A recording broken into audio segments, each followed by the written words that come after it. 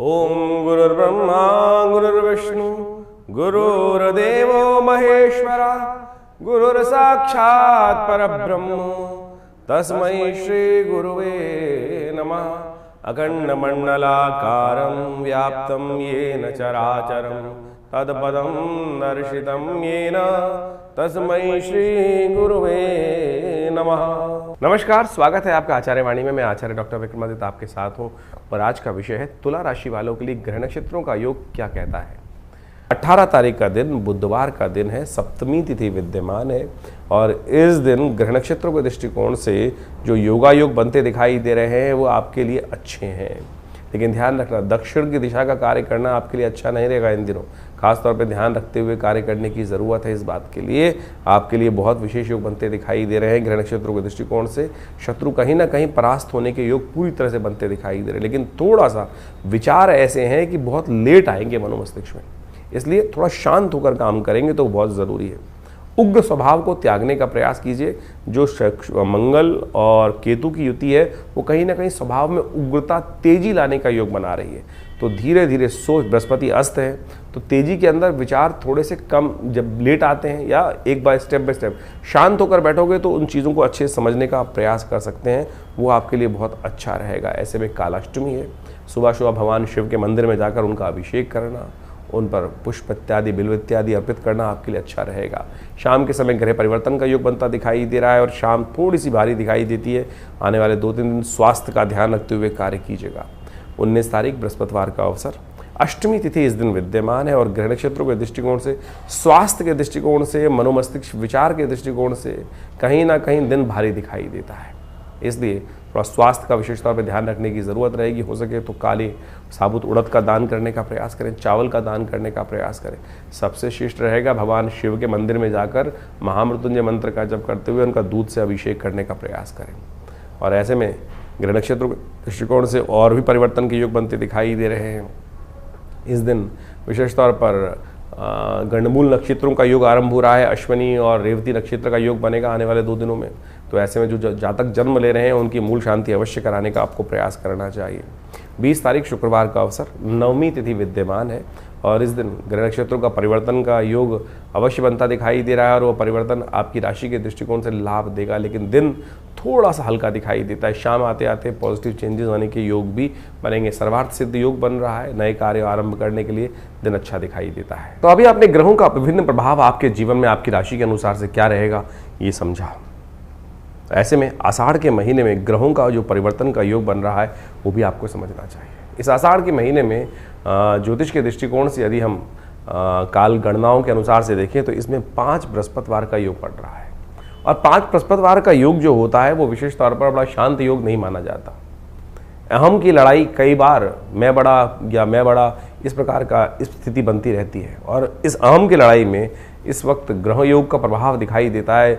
शनि और मंगल का जिस प्रकार का प्रभाव परिवर्तन के अनुसार से बन रहा है वो युद्धकारक ग्रह बनता दिखाई दे रहा है, द्वेष का, संघर्ष का योग दिखाता है।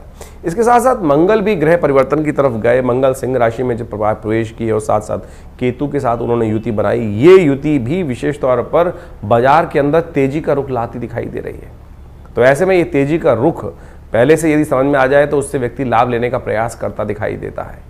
ग्रह नक्षत्र दृष्टिकोण से बाजार का रुख, हर चीज़ के रुख को हमें समझते हुए कार्य करने का प्रयास करना चाहिए।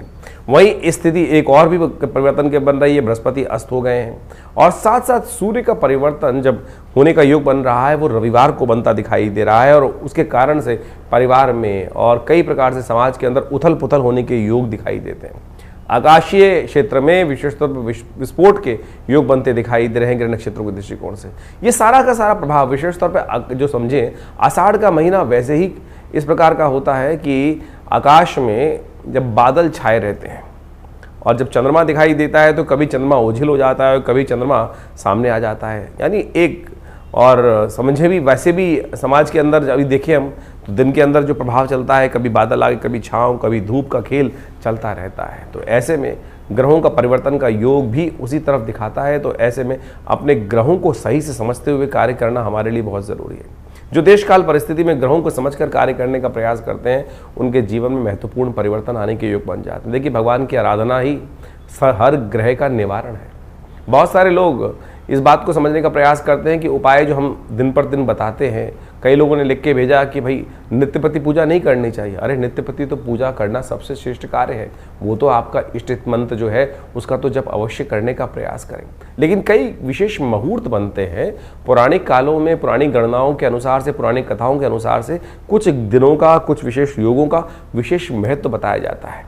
और उस विशेष महत्व में कुछ स्पेसिफिक जो मंत्र हैं, जो उपाय हैं, यदि उनको कर लिया जाए तो वो कई गुना अधिक प्रभाव दिखाई देते हैं। इसलिए मन की भ्रांति को हटाने का प्रयास करें। कारण और निवारण दो एक ऐसी चीज़ें हैं जिनको जानकर, जिनको समझकर हम अनेक प्रकार के जीवन के कष्टों को दूर कर सकते हैं। निवारण तो परमात्मा का नाम ही है। अब उसके लिए विभिन्न माध्यम हैं, विभिन्न प्रकार हैं। जिस प्रकार भी आपका मन जहाँ पे ठहर जाए, ये मन बड़ा विचित्र चीज़ उत्पन्न करता है। मन कभी ठहरता नहीं है। मन एक क्षण में कहीं और पहुंच जाता है, एक क्षण में कहीं और पहुंच जाता है। कई बार तो मन की आशंका इस प्रकार से होती है कि परमात्मा पर भी हम शंकाएं उत्पन्न कर देते हैं कि परमात्मा कार्य करेगा कि नहीं करेगा, सुनेगा कि नहीं सुनेगा। और यही शंका जो है वो हमारे कर्म का जो फल है वो हमें को प्राप्त होने से रोक देती है। तो इस बात का हमें ध्यान रखना चाहिए। परमात्मा पे पूर्ण विश्वास, जो कर्म कर रहे हैं उस पर पूर्ण विश्वास, दृढ़ विश्वास। यदि मन में दृढ़ विश्वास होगा, श्रद्धा होगी, तो आप समझें एक छोटा सा कार्य भी, हरिनाम भी आपके जीवन में समस्त कष्टों को दूर करने का योग बना देगा। कहा जाता है ना, एक घड़ी आदि से पुनियाद, तुलसी संगत साथ की हरे कोट अपराध। लेकिन वो कब होगा? जब मनसः वाचा कर्मणा तीनों रूप से देहात्म बुद्धि से रहित होकर उस परमात्मा की शरण में जाकर एक बार हरिनाम का वो स्मरण करेंगे। तब हम उस हरिनाम के स्मरण को किस प्रकार से करने का प्रयास करते हैं, जो भी कार्य कर रहे हैं। वैसे तो कहा गया है कि 24 घंटे अहर्निश उस परमात्मा का नाम लेने का हमें प्रयास करना चाहिए। लेकिन कई बार तो क्या होता है, स्थिति ऐसी होती है कि बहुत सारे अलग अलग भाव मन में चल रहे होते हैं। लेकिन यदि ये स्थिति बन जाए कि हम 24 घंटे परमात्मा का नाम लें, तो हो सकता है कोई एक क्षण तो ऐसा आएगा कि जब पूर्ण निष्ठा के साथ उस श्री हरि के चरणों में हमारा मन लगा होगा। और जब वो क्षण आ गया तो समझें कि जितनी मेहनत 1.25 लाख, 2 लाख, 5 लाख मंत्र जप करने का प्रभाव 1 सेकंड में आपको प्राप्त हो जाएगा। तो इसलिए भारतीय संस्कृति में ज्योतिष विज्ञान में कारण और निवारण दोनों को मार्ग को प्रशस्त किया गया है। कारण जाना जाता है ग्रहों की गणना के अनुसार से, अनुभव के माध्यम से, और उपाय किए जाते हैं जिस प्रकार से भारतीय संस्कृति में ज्योतिष के अनुसार से बताया गया है। सबसे श्रेष्ठ उपाय जो बताए गए, मंत्र जप, यज्ञ, दान, यही सबसे श्रेष्ठ उपाय है। आप इसको अवश्य करने का प्रयास करना चाहिए। और आज हम विशेष तौर पर बहुत सारे अलग अलग प्रकार के उपायों को हम समझाने का जो प्रयास करते हैं, सत्य रूप में काम करता है। अभी एक व्यक्ति हमारे पास आया, बहुत परेशान था कुछ वर्ष से, और उसके कष्ट दूर हो नहीं रहे थे। तो हमने विशेष तौर पर एक अनुष्ठान, जिसको हम बहुत मुश्किल से, लोग लगातार लगे रहते हैं कि कोई भगवती बगलामुखी का अनुष्ठान कर दीजिए, ऐसा कर दीजिए, बहुत जब आवश्यकता होती है तब करने की ज़रूरत बनती है। और जब किया जाता है तो वो कई प्रकार के कष्टों को दूर करने के योग बनाता है। तो आप समझे, ये मंत्र जप इत्यादि, मुहूर्त इत्यादि बिल्कुल विशेष हैं। तो अपने देश काल परिस्थिति को समझते हुए, ग्रहों को समझते हुए सही रूप से करने का प्रयास करें, तब जाके जीवन में उन मंत्रों का प्रभाव आपको स्वयं देखने को मिलेगा। तो ये छोटे छोटे उपाय जो हमने आपके समक्ष रखे, आशा करते हैं इनको आप अपने जीवन में उतारेंगे। और शंकाओं का निवारण करने के लिए आप हमारे इस चैनल पर जाकर अपने प्रश्नों को भेज सकते हैं। हम प्रयास करेंगे उन सब प्रश्नों को व्हाट्सएप के माध्यम से जो आते हैं फ़ोन, उनको अवश्य जवाब देने का प्रयास करें। इसके अलावा पहला रविवार जो हमने विवेकानंद योगाश्रम में रखा हुआ है, वो इसीलिए रखा हुआ है यज्ञ के बाद। वैसे तो हर रविवार को बड़ा प्रोग्राम होता ही है, उसमें यज्ञ में आप ध्यान साधना इत्यादि में माँ भगवती का दर्शन करने के लिए आप आ सकते हैं। लेकिन पहले रविवार में एक प्रश्नोत्तरी का कार्यक्रम भी रखते हैं, समागम भी रखते हैं। आप वहाँ आकर अपने प्रश्नों का निवारण रविवार को सुबह 8 बजे से लेकर 10 बजे के बीच में भी आप कर सकते हैं। और हमसे मिलने के लिए कोई बहुत बड़ी जद्दोजहद नहीं करनी, आराम से आइए। विवेकानंद योगाश्रम दिल्ली में आपके तमाम प्रश्नों का जवाब भी देंगे। और बहुत सारे और भी जो मन में शंकाएं चल रही हैं अध्यात्म के प्रति, उनके सबके लिए भी बहुत सारे कार्यक्रम समय समय पर चलते रहते हैं, उनसे हम आपको अवगत कराते रहते हैं। आशा करते हैं आप विवेकानंद योगाश्रम में आकर, बहुत सारे और भी कार्य चल रहे हैं।